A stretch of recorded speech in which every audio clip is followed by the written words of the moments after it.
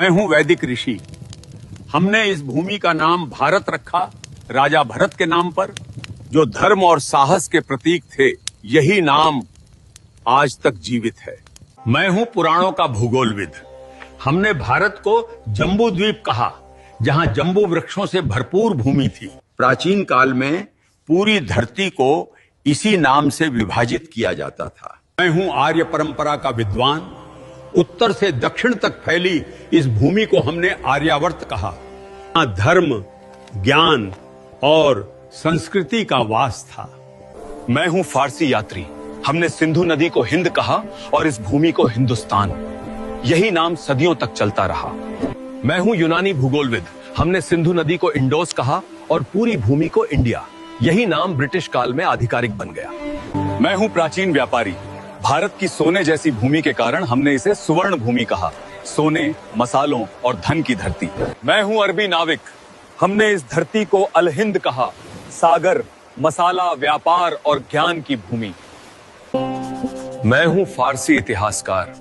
हमने इस देश को हिंद कहा, जो सिंधु नदी से निकला नाम है। मैं हूं पुराणों का कथावाचक। इस उपमहाद्वीप को हमने भरतखंड कहा, राजा भरत की विशाल भूमि। मैं हूं चीन का भिक्षु यात्री। हमने भारत को जिहोनगना कहा, ज्ञान और आध्यात्मिकता की भूमि के लिए। मैं हूं प्राचीन चीनी इतिहासकार। हमने भारत को यिंगतू कहा, महान धर्म, संस्कृति और व्यापार की भूमि। मैं हूं सुश्रुत 600 ईसा पूर्व का शल्य चिकित्सक। मैंने नाक, कान और त्वचा की सर्जरी विकसित की, जिसे आज प्लास्टिक सर्जरी कहा जाता है। मेरी पुस्तक सुश्रुत संहिता में 300 से अधिक शल्य तकनीकें लिखी हैं। यही भारत की सर्जरी परंपरा की नींव है। मैं हूं चरक आयुर्वेद का आचार्य।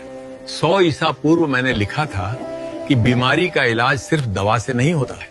शरीर, मन और भोजन, तीनों का संतुलन जरूरी है। मैंने सिखाया कि हर पौधा दवा है और हर भोजन औषधि बन सकता है। मैं हूं प्राचीन भारत का नेत्र चिकित्सक। 800 ईसा पूर्व हम मोतियाबिंद की सर्जरी करते थे। एक पतली सलाई से आंख की धुंधली परत हटाकर दृष्टि वापस लौटा देते थे। इस तकनीक ने हजारों लोगों की रोशनी बचाई। दुनिया में पहली कैटरैक्ट सर्जरी भारत की धरती पर हुई थी। मैं हूं कोणार्क का शिल्पकार। हमने सूर्य मंदिर को इस तरह बनाया कि हर पहिया एक सटीक घड़ी की तरह समय बताता है। आज भी सूरज की किरणें हर घंटे पर ठीक इसी कोण से गिरती हैं, बिना किसी आधुनिक गणना के। मैं हूं भारतीय वास्तुकार। हमने ऐसे भवन बनाए जहां हर दिशा, हर खिड़की ऊर्जा के अनुसार तय थी। बिना बिजली के भी ये इमारतें खुद को ठंडा रखती थी। यही था वास्तुशास्त्र का असली विज्ञान। मैं हूं हड़प्पा का अभियंता। 4000 साल पहले हमने बनाई पक्की नालियां और भूमिगत सीवर प्रणाली।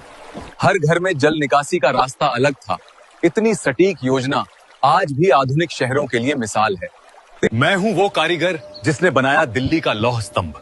लगभग 1500 साल पहले इसे बिना किसी आधुनिक तकनीक के ढाला गया था। आज तक इसमें जंग नहीं लगी और विज्ञान अब भी इसका रहस्य नहीं सुलझा पाया।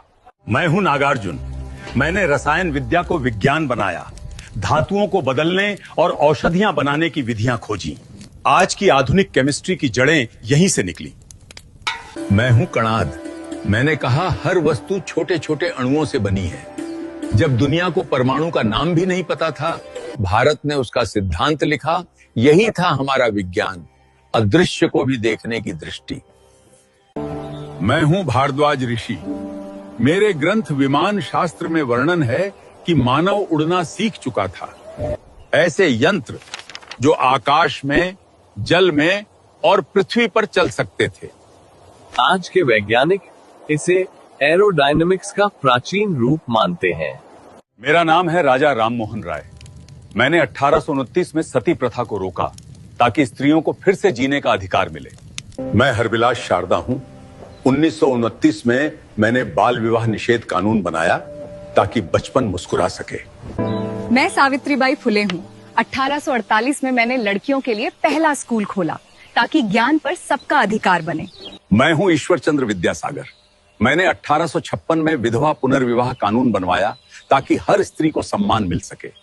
मैं हूं मौर्य सम्राट अशोक। 3री शताब्दी ईसा पूर्व में मैंने सारनाथ पर एक धर्म चक्र की स्थापना की। मेरा धर्म चक्र जीवन, गति और धर्म का प्रतीक है। इसमें 24 तीलियां हैं साहब। हर तीली एक मूल्य दर्शाती है।